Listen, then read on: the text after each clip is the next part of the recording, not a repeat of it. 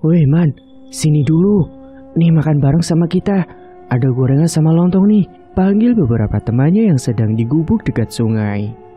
Si pria yang dipanggil itu bernama Herman, lantas mengikat hewan gembalaannya di pohon dan menghampiri kawan-kawannya.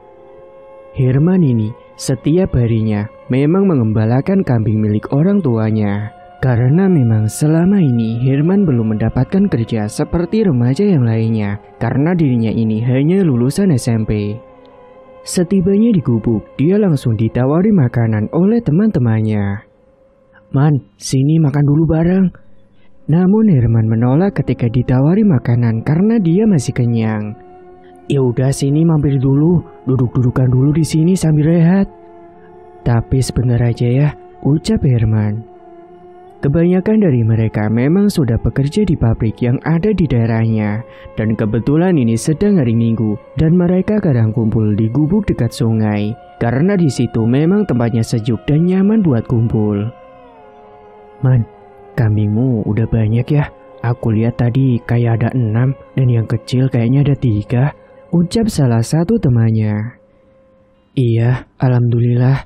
Tapi kan itu semua punya bapak aku sih. Aku cuma ngedoang. Ya coba aja kau minta 1 atuh. Yang kecil juga gak apa-apa kan. Terus nanti kamu rawat biar gede dan bisa punya banyak anak, ucap temannya yang lain. Ya aku sih merawat mereka semua dengan adil dan merata. Gak mungkin lah aku pilih kasih, jawab Herman sambil tertawa. Kemudian mereka lanjut ngobrol-ngobrol hal lain. Terkadang mereka juga bahas soal loker tahun ini yang begitu susah banget persyaratannya. Emang kalian gak pada nyari kerjaan di kota? Tanya Herman. Susah man, aku sudah lamar sana sini tapi belum ada yang nerima. Susah gimana? Ya persyaratannya itu loh man, susah banget dan harus sesuai banget. Iya sih, emang cari kerja sekarang memang lagi susah. Apalagi bagiku yang cuma lulusan SMP doang, timpal Herman. Makanya enak di kampung aja, adem nih, dan kita masih bisa kumpul bareng. Suasana hari itu di dekat sungai memang sangat adem sekali, dan pemandangannya juga enak dipandang dengan mata. Mereka asik mengobrol sambil menikmati makanan. Herman yang tadinya menolak pun, kini ia ikut makan karena dipaksa oleh teman-temannya. Dan ketika menjelang siang, Herman ini pamit dulu mau pulang menaruh kambing-kambing gembalaannya yang mungkin sudah pada kenyang karena mereka terlihat pada terbaring di tanah. Sebelumnya, maaf nih, aku mau pulang dulu ya. Nantilah masih siang juga. Aku mau naruh kambing-kambing itu dulu, kayaknya itu udah pada kenyang. Lebih baik aku taruh di kandang aja. Oh ya udah man, hati-hati ya. Akhirnya saat itu Herman pun segera beranjak pergi membawa kambing-kambingnya. Dan tak lupa Herman juga membawa 1 karung rumput yang tadi sempat dia kumpulin buat camilan kambing-kambingnya di rumah. Malam harinya, Herman makan bareng sama orang tuanya. Kedua orang tuanya yaitu Pak Gio dan Bu Tini. Mereka kerja di sawah milik orang lain. Kala itu Herman mendadak bilang sama kedua orang tuanya kalau misalkan dia berangkat kerja merantau, apakah diperbolehkan.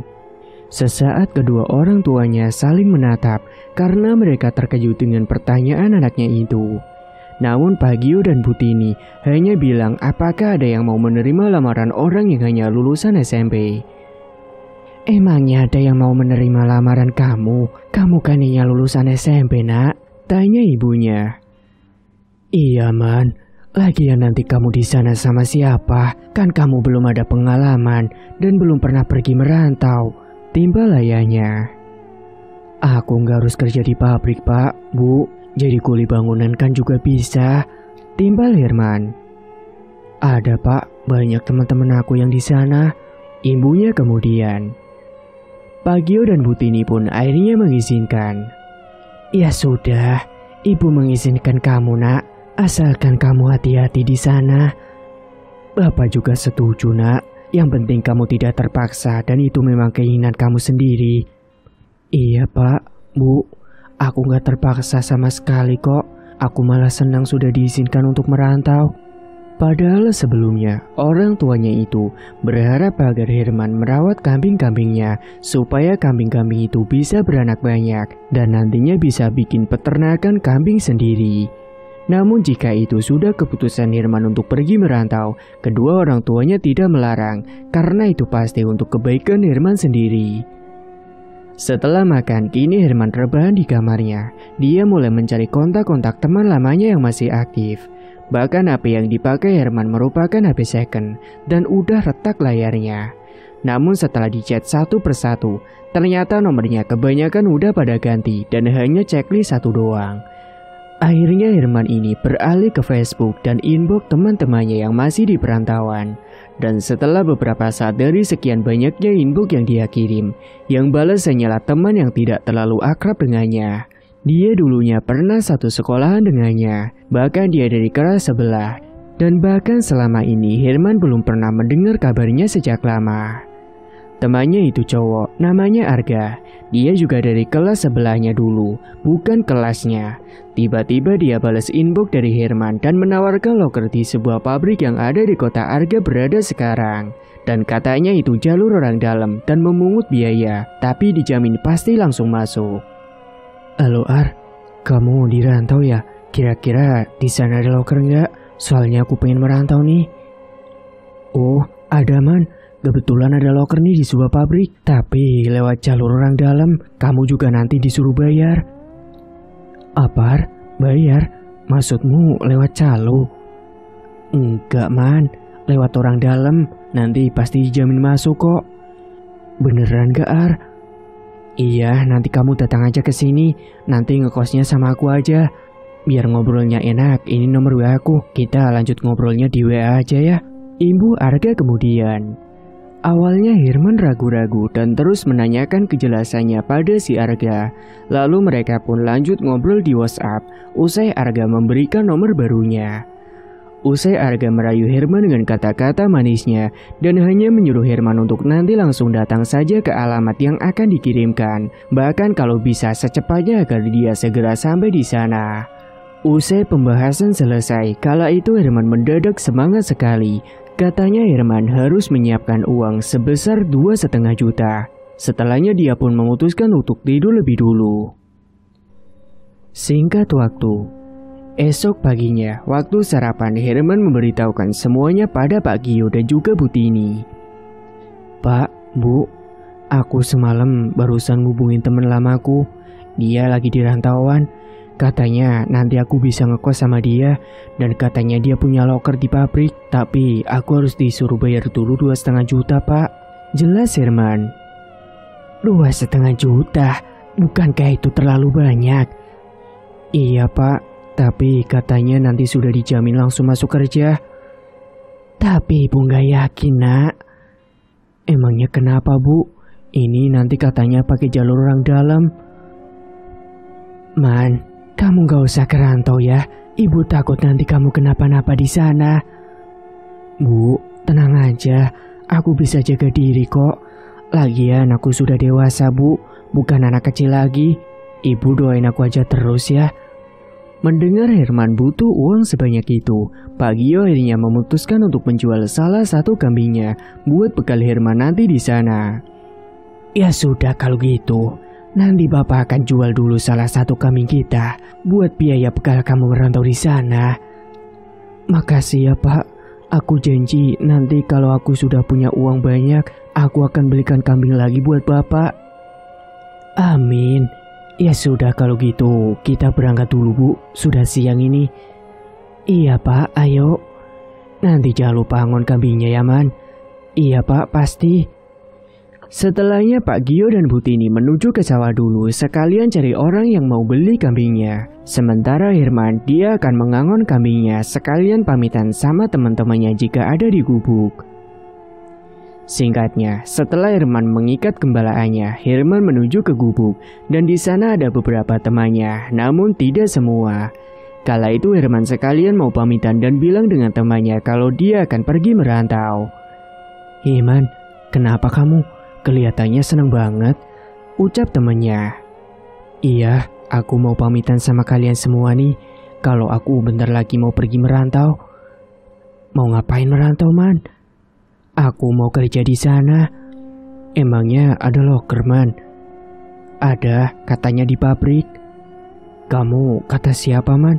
Setauku tidak ada loker deh. Ada kok, kata teman lamaku. Aku kok gak yakin ya, Man. Saranku sih kamu jangan ambil loker itu deh, Man. Bukan apa-apa ya, cuma aku khawatir aja sama kamu. Lagian maaf nih, kamu kan cuma lulusan SMP. Soalnya gak mungkin juga ada pabrik yang mau menerima yang ijazahnya cuma lulusan SMP doang. Iya, aku tahu. Aku cuma lulusan SMP. Tapi kata temanku ini, bayar dulu saja. Jadi meskipun aku lulusan SMP katanya bisa masuk. Soalnya pakai orang dalam. Sontak kawan-kawannya itu saling berpandangan, berpikir tidak yakin dengan apa yang diucapkan oleh Herman. Gimana? Kalian mau pada ikut nggak? Tawar Herman. Enggak lah, Man. Kalau belum jelas takutnya nanti kena tipu. Tapi kami akan doakan kamu aja, Man. Semoga kamu di sana bisa jadi orang sukses dan kamu bisa merubah nasib hidupmu. Amin. Makasih ya. Kalian semua memang teman terbaikku. Setelahnya Herman pun berpamitan setelah kambingnya sudah makan rumput karena dia akan mengembalikan kambingnya itu ke kandang. Singkat cerita, 3 hari kemudian Herman hendak berangkat. Kala itu dia dikasih uang sekitar 3,5 juta oleh kedua orang tuanya. Dan mereka berpesan untuk hati-hati dalam membawa uang itu. Sudah siap semua, Man? Tanya ibunya. Belum, Bu, ini lagi kemas-kemas. Ibu sebenarnya sedih, Nak. Kalau kamu mau merantau, nanti di rumah jadi sepi. Ibu jangan ngomong gitu, Bu. Aku jadi ikut sedih. Iya, Man, bener. Nanti juga kambing-kambing Bapak jarang keurus.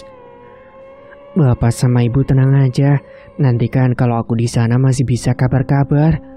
Sesaat kemudian setelah Herman sudah selesai kemas-kemas, kemudian Bapak dan Ibunya memberikan uang hasil jualan kambingnya itu. Ini, Nak, ada uang 3,5 juta. Kamu bawa uang ini hati-hati ya. Dan kamu jaga diri baik-baik di sana ya, Nak. Iya, Pak, Bu, makasih banyak ya. Aku pasti akan jaga duit ini dan aku akan jaga diri baik-baik di sana. Ya udah kalau gitu kamu tidur sekarang ya. Besok kan kamu harus berangkat. Iya, Bu. Setelahnya Pak Gio dan Bu Tini pun beranjak pergi dari kamarnya Herman. Sementara Herman segera memejamkan matanya untuk segera tidur. Dia benar-benar senang sekali karena akhirnya akan pergi merantau meskipun ada rasa sedih juga di hatinya karena harus meninggalkan kedua orang tuanya di kampung. Namun sebelum tidur, dia menghubungi Arga terlebih dahulu untuk mengabari kalau dia besok akan berangkat ke kota menaiki bus. Keesokan harinya, suara ayam mulai berkokok menandakan hari sudah mulai pagi. Herman pun bergegas bangun untuk mandi siap-siap. Sementara pagi itu, Bu Tini sudah menyiapkan masakan untuk mereka sarapan. Setelah sarapan, mereka pun bersiap-siap pergi ke terminal. Sebelum berangkat, Herman berpamitan kepada kedua orang tuanya. Dan kala itu suasananya sangat haru. Kedua orang tuanya memberikan banyak pesan untuknya ketika nanti sedang di perantauan. Dan setelah masuk ke dalam bus, Herman memilih untuk tidur saja agar tidak terasa perjalanannya. Kebetulan memang penumpang kala itu masih kelihatan sepi.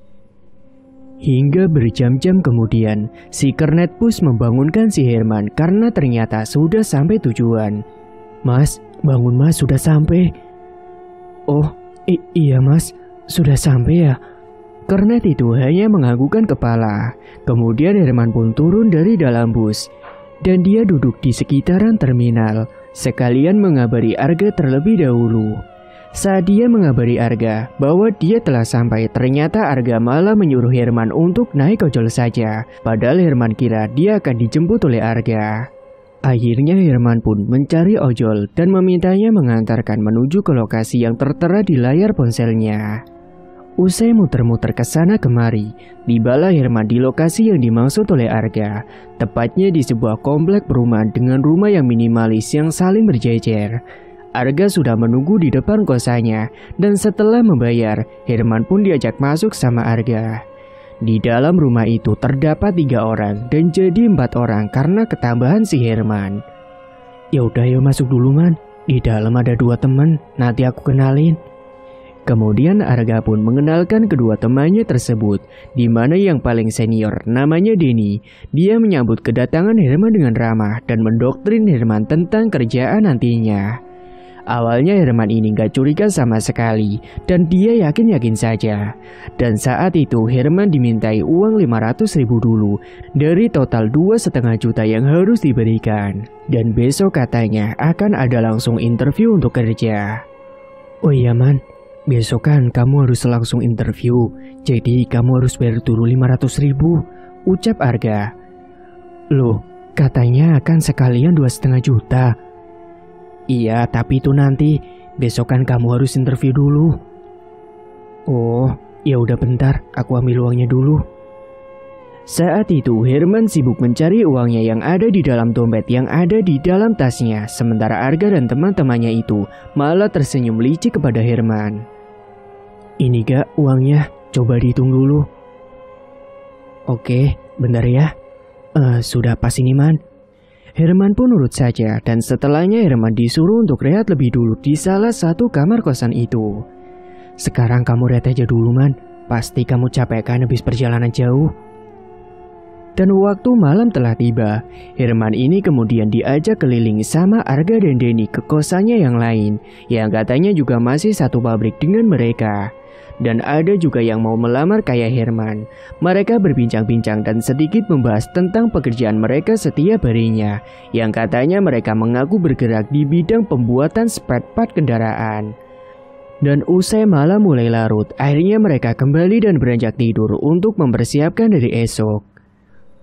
Malam itu Herman pun terbaring di dalam kamar kosan. Dia tidak bisa tertidur karena kepikiran besok yang katanya dia harus interview. Dia merasa deg-degan. Dia pun melamun menatap ke arah langit-langit dinding kosannya, sampai akhirnya dia pun terlelap tidur dengan sendirinya. Singkat waktu, esok pagi telah tiba. Usai sarapan dan memakai pakaian formalitas ala-ala pelamar pekerja, mereka semua ternyata berangkat menggunakan angkot mini dan menuju ke suatu tempat. Usai beberapa saat, ternyata mereka malah berhenti di sebuah hotel, bukan pabrik. Nah, di situ keraguan mulai muncul pada si Herman, karena menurut teman-temannya di rumah, proses lamar kerja pasti dilakukan di area pabrik, bukan sewa gedung hotel. Namun Arga bilang bahwa kali ini memang dilaksanakan di sini dan menyuruh Herman untuk tenang saja dan cukup ikuti saja. Loh Kak, katanya mau ke pabrik, kita kok malah ke hotel? Iya Man, ini memang dilaksanakan di sini kok, udah kamu tenang aja. Tak hanya Herman, ternyata banyak juga orang-orang baru yang hendak melamar kerja di situ. Kebanyakan dari mereka adalah lulusan baru SMK ataupun SMA.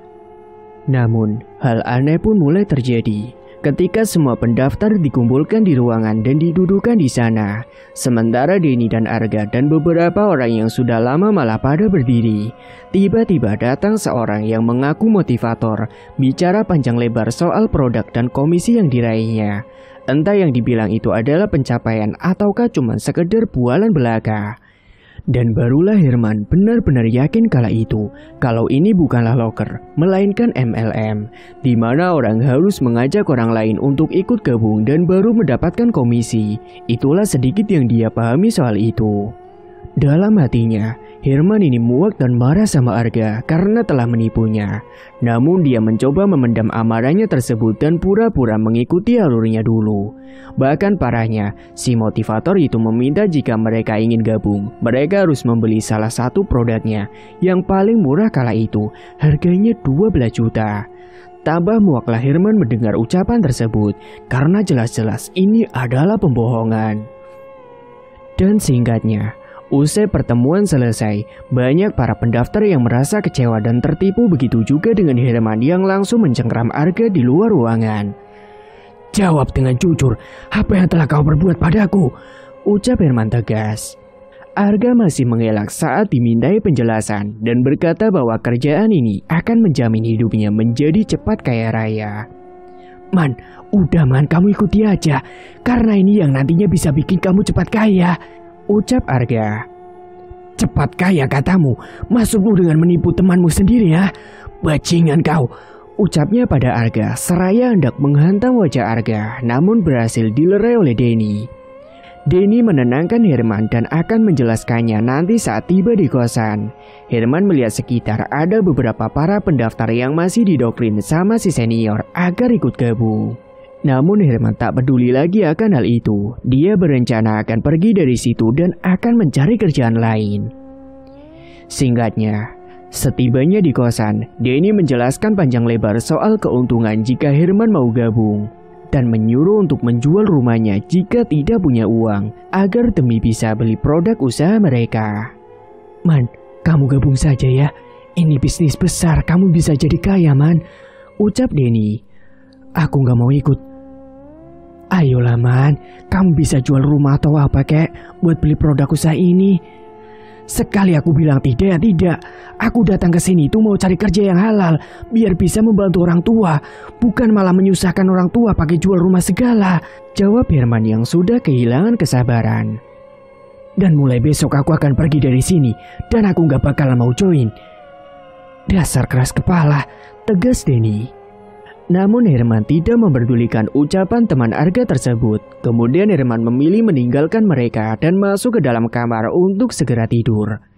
Awas saja ya kamu, Man. Aku gak akan biarin kamu kabur begitu saja, gumam Denny. Memang Denny ini gak akan biarin Herman kabur dari situ karena bisa rugi mereka kalau Herman nyebarin kebohongan Denny dan yang lain. Dia berencana akan mengunci Herman di dalam kamar agar menurut. Namun apa yang dilakukan Denny itu justru kesalahan yang fatal. Dia tidak tahu siapa itu Herman. Malam itu, ketika dirasa Herman sudah tertidur, dia langsung mengunci pintu kamarnya itu dari luar. Dia mengendap-endap berjalan melihat ke sekeliling dan ternyata saat itu sudah sepi. Dan singkatnya usai Herman terbangun waktu pagi hari hendak sholat subuh, dia terkejut saat di kamarnya hanya ada dia sendirian. Dan saat dia mau buka pintu, ternyata pintunya terkunci. Herman pun berteriak untuk membukakan pintunya dari luar. Namun hal yang tak diduga, mereka malah justru menyaut. Siapa yang sudah kunci pintu ini dari luar? Cepat buka! Teriak Herman dari dalam.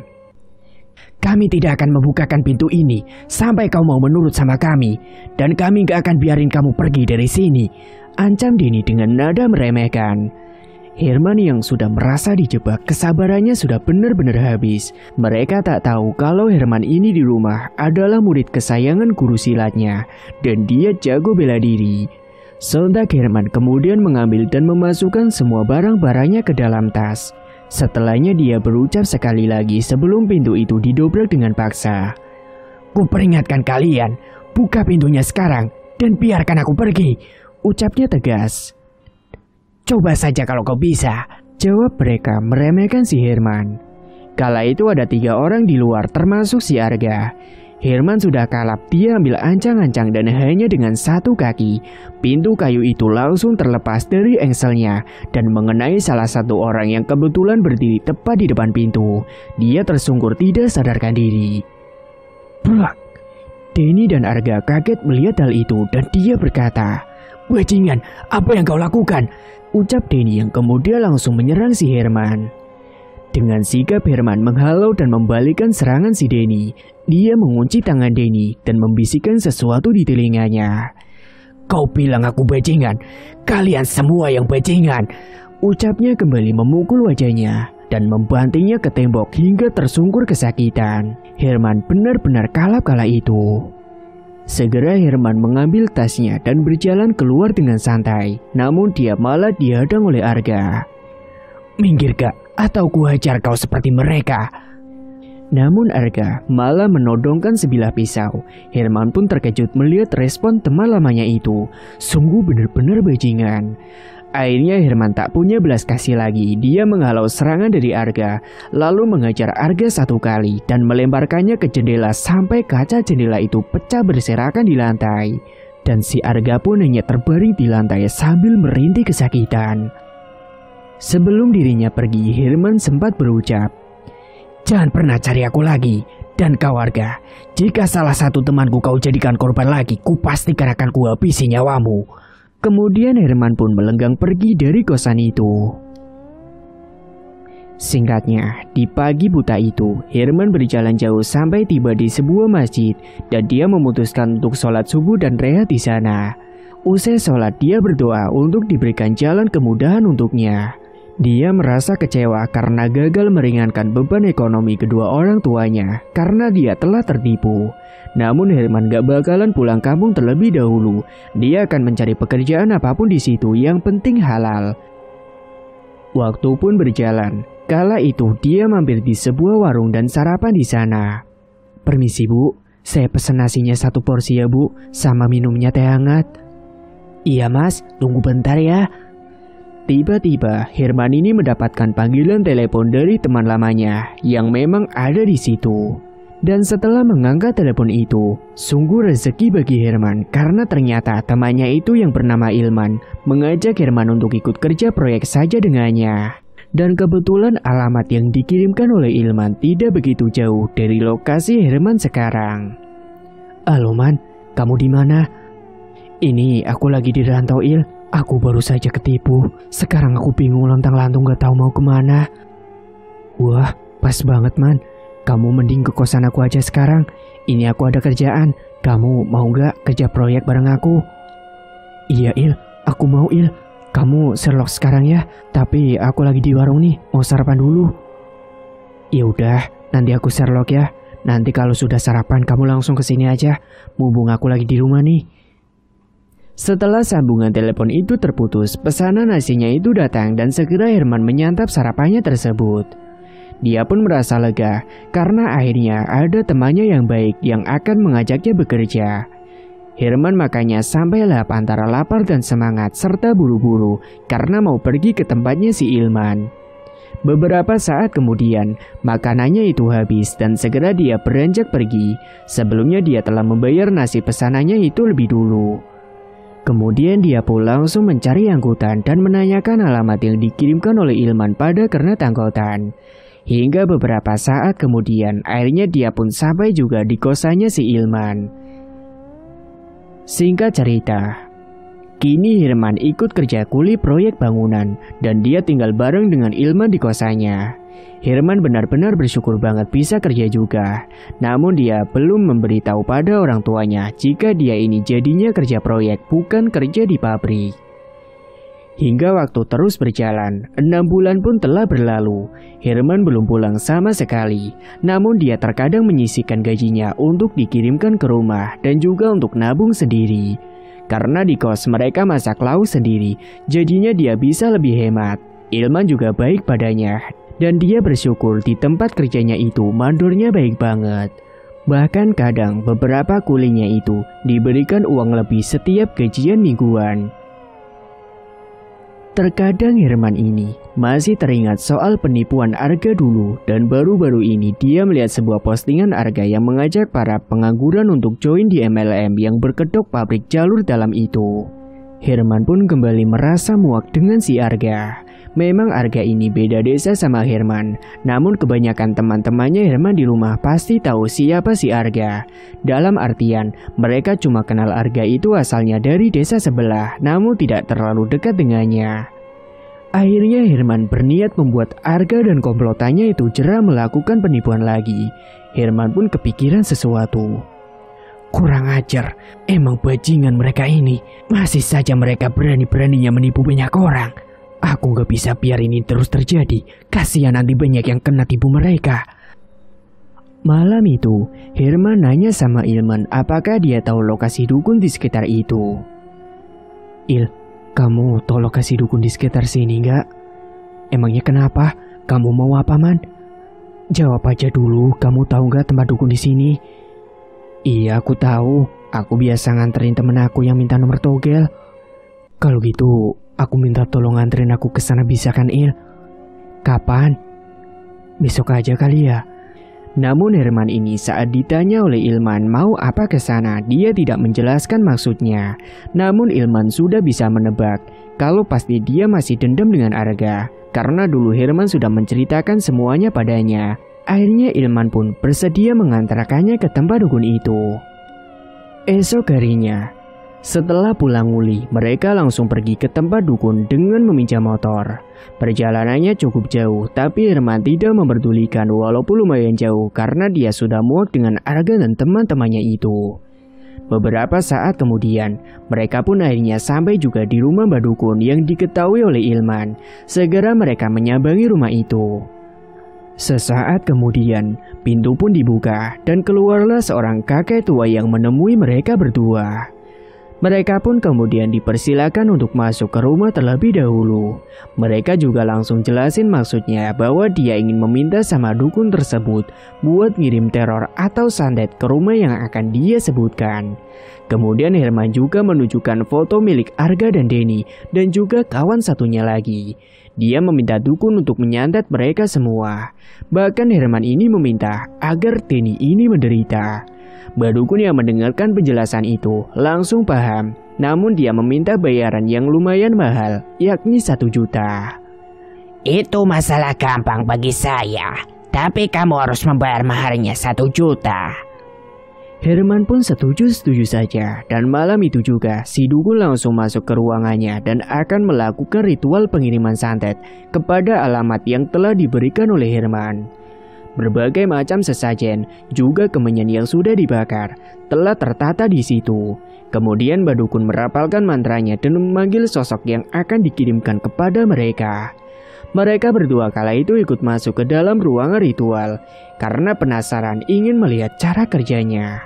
Mbak Dukun kemudian duduk bersila di hadapan kemenyan yang sudah dibakar, sembari membacakan ajian sambil memutarkan telunjuknya di atas kepulan asap tersebut dan menyebutkan nama-nama orang yang dituju sebagai targetnya. Beberapa saat kemudian, tiba-tiba keluarlah asap dari dalam kemenyan itu. Namun anehnya, asap kali ini warnanya hitam pekat. Hembusan angin kencang kala itu juga masuk ke dalam ruangan. Kemudian Mbak Dukun mencoba berkomunikasi dengan bahasa yang tidak mereka mengerti. Singkatnya, hingga setelah beberapa saat kemudian, ritual pun selesai. Herman pun hanya terima beres saja karena kelanjutannya akan dikerjakan lagi oleh dukun itu sendiri. Lalu Herman segera membayarkan uangnya kepada Mbak Dukun, dan setelahnya mereka pun langsung pamit untuk pulang. Dalam perjalanan pulang, Ilman bertanya kepada Herman, apakah dia sudah benar-benar yakin dengan keputusannya kali ini. Herman pun hanya mengangguk mantap dengan apa yang sudah dia lakukan, karena dia tidak ingin orang lain akan mengalami hal yang sama yang telah dialami dia dahulu. Ilman pun hanya mengangguk paham, dan kemudian mereka pun segera bergegas untuk pulang. Sementara itu, Mbak Dukun kemudian melanjutkan ritualnya di dalam ruangan. Dia memerintahkan jin suruhannya itu untuk mengganggu Arga, Denny, dan juga satu kawannya lagi. Mbak Dukun akan membuat Arga, Denny, dan kawannya itu akan menjadi kapok, sedangkan Denny akan dibuat menjadi benar-benar menderita. Berbagai macam sosok mengerikan akan Mbak Dukun kirimkan ke kosan yang telah disebutkan oleh Herman tadi. Sementara di tempat lain, kala itu Arga dan Denny serta kawannya sedang makan bersama di ruang tengah. Kala itu mereka berhasil menjebak seorang lagi untuk join dengan mereka. Bahkan kabarnya orang itu sampai menjual sertifikat tanah rumahnya untuk membeli produk mereka agar bisa join dengan mereka. Namun orang itu tidak tinggal di kosan dengan mereka, dia tinggal di mes lain. Dan oleh sebab itu, mereka mendapatkan komisi karena telah mengajak orang untuk gabung dengan mereka. Dan malam itu, mereka pesta makan enak. Dan menjelang larut malam, semua sudah pada ngantuk dan langsung beranjak tidur. Namun baru saja mereka tertidur, tiba-tiba saja terdengar suara ketukan dari pintu depan. Kala itu Arga yang terbangun dan kemudian dia menuju ke depan untuk membukakan pintunya. Namun hal yang tak terduga dialami oleh Arga, karena saat dirinya membukakan pintu itu, tepat di depannya ada sosok pocong berwarna hitam legam dan menatap tajam ke arah dirinya dengan tatapan yang marah serta dipenuhi dengan darah. Sontak Arga yang ketakutan melihat hal itu pun, dia langsung terjatuh pingsan tepat di depan pintu. Kemudian kawan satunya, bukan si Denny, terbangun saat malam hari ingin buang air kecil. Dia terkejut ketika berjalan ke depan dan melihat si Arga tergeletak di depan pintu. Dan saat dirinya hendak menolong, dia melihat pintu itu masih terbuka. Dan baru saja dia jongkok, dia langsung dikejutkan dengan kemunculan sosok kuntilanak yang berdiri tepat di depan pintu. Yang tadi padahal tidak ada apa-apa di sana, kini malah muncullah sosok kuntilanak tepat berdiri di depannya. Sosok itu berkata kepadanya agar mereka pergi dari rumah itu, dan sosok itu mengaku bahwa rumah ini adalah rumahnya. Temannya itu juga tidak bisa menjawab, dia malah menyusul ambruk pingsan di sampingnya si Arga. Esok harinya, mereka berdua dibangunkan oleh Denny. Namun Denny tidak percaya dengan cerita mereka berdua dan menganggap mereka berdua hanya membual. Sedangkan mereka berdua takut kalau sosok itu akan datang lagi malam ini. Namun Denny dengan sombongnya, dia berkata bahwa sosok itu akan dia usir jika berani lagi datang ke sini.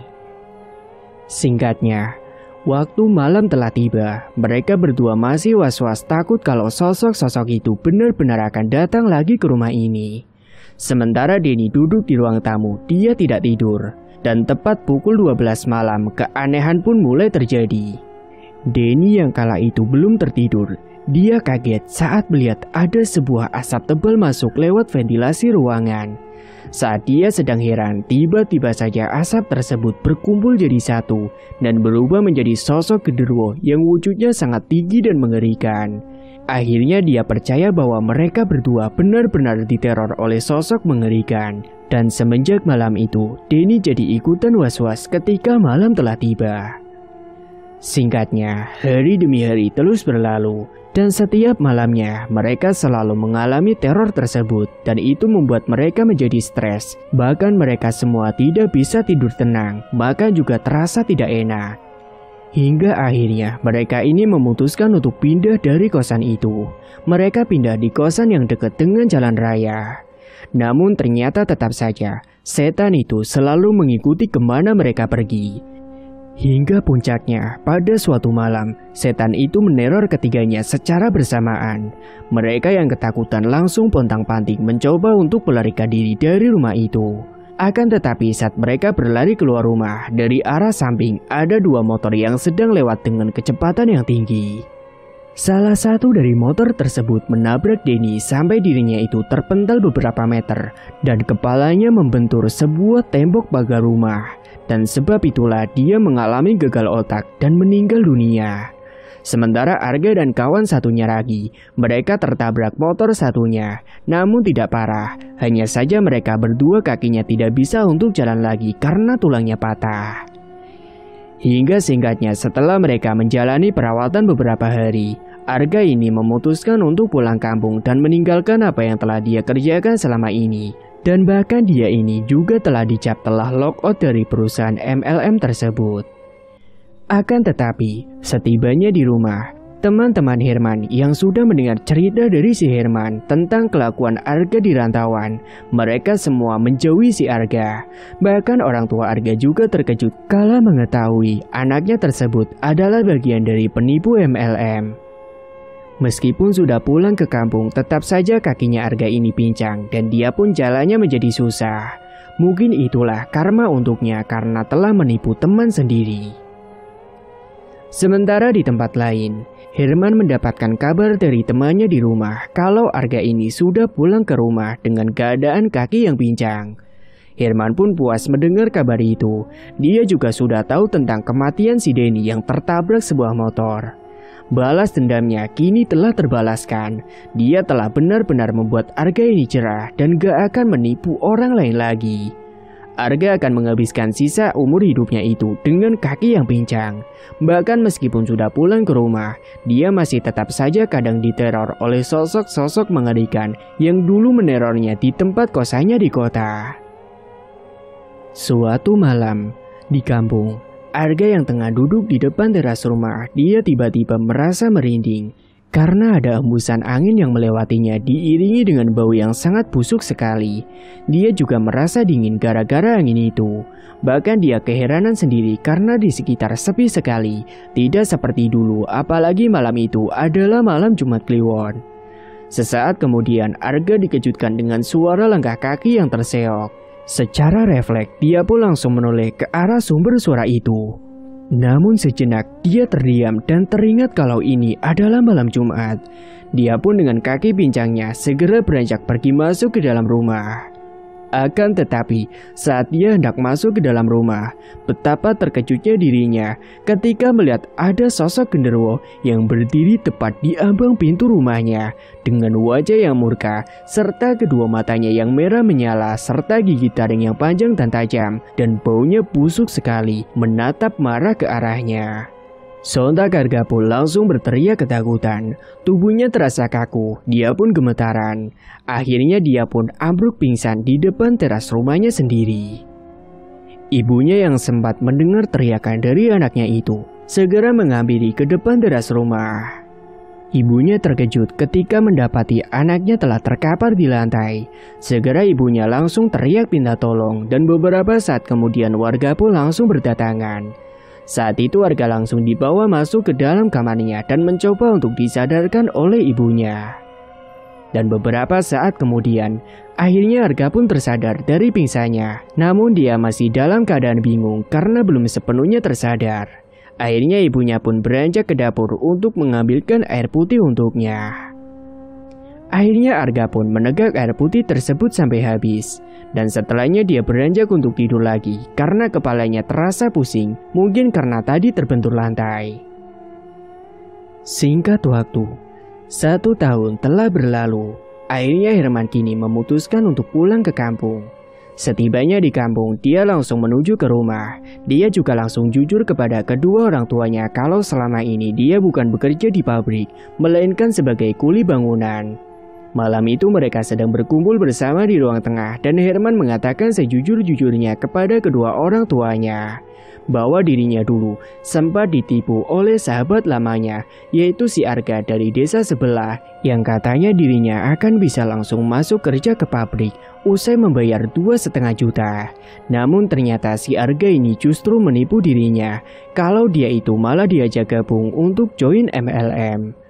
Namun si Herman bilang untungnya dia tidak mau bergabung dengan mereka. Dan si Herman juga bilang kalau uang 500.000 pertama itu telah diberikan kepada mereka. Hingga sampai dirinya pergi dari kosan itu dan bertemu dengan Ilman dan akhirnya ikut sebagai kuli proyek bangunan bersama dengan Ilman. Orang tuanya pun antara sedih dan kasihan mendengar cerita dari anaknya tersebut. Kemudian setelah hening sesaat, Herman ini bilang kepada orang tuanya kalau dia sudah punya uang lagi untuk membeli kambing buat si bapak. Memang benar waktu itu Herman sudah punya beberapa cukup uang dan bahkan dia membeli kambing lagi untuk mewujudkan cita-cita ayahnya yang akan membuat ternak kambing sendiri. Pak Gio pun berjanji akan merawat ternaknya tersebut agar jadi lebih banyak dan jika nanti sudah jadi lebih banyak dia akan meminta Herman untuk kerja di rumah saja. Dan Herman pun mengamini keinginan bapaknya tersebut dan dia berharap semoga hal itu benar-benar bisa terwujud. Pesan kali ini, kejujuran itu penting karena orang yang jujur pasti akan banyak dipercaya oleh orang lain dan tidak ada mara bahaya yang akan menimpanya. Dan janganlah menjatuhkan mimpi seseorang dengan kebohongan yang mengajak ke jalan yang salah. Pertebal keimanan dan perbanyaklah ibadah dan semoga kita dijauhkan dari hal-hal demikian. Memang ada kalanya kita harus benar-benar bijak dalam memilih teman supaya kita tidak terjerumus dengan hal-hal yang tidak diinginkan. Tamat. Cerita pun selesai. Terima kasih bagi Mase dan Bae yang sudah setia menyimak cerita ini sampai akhir. Dan bagi yang belum menekan tombol subscribe, silakan klik tombol subscribe sekarang juga. Dan semoga kalian semua dimanapun berada selalu sehat-sehat semua dan dimudahkan segala urusannya. Dan sampai jumpa lagi di cerita terbaru yang akan Mang Ripan bawakan nantinya.